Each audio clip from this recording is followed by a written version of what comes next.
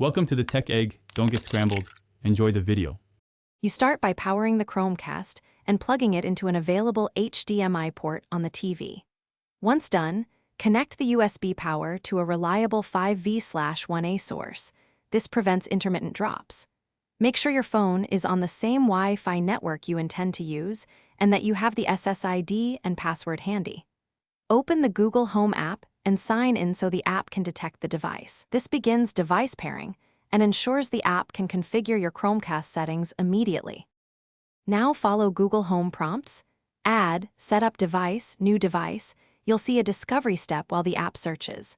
When a code appears on the TV, confirm that the same code shows in the app to secure pairing. Then grant any requested permissions, such as location and nearby device access. These let the app find and control the Chromecast. Next, choose your Wi-Fi network and enter the password. Then give the Chromecast a recognizable name so you can cast to it quickly from apps. To begin watching, open a cast-enabled app like YouTube or Netflix on your phone, tap the cast icon, and select your Chromecast. Playback shifts to the TV while your device acts as a remote. If someone else needs to cast and isn't on your network, enable guest mode so they can cast with a PIN.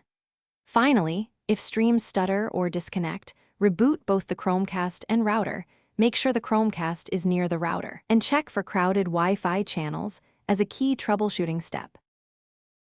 Thanks for watching. Consider subscribing if I helped unscramble your problems.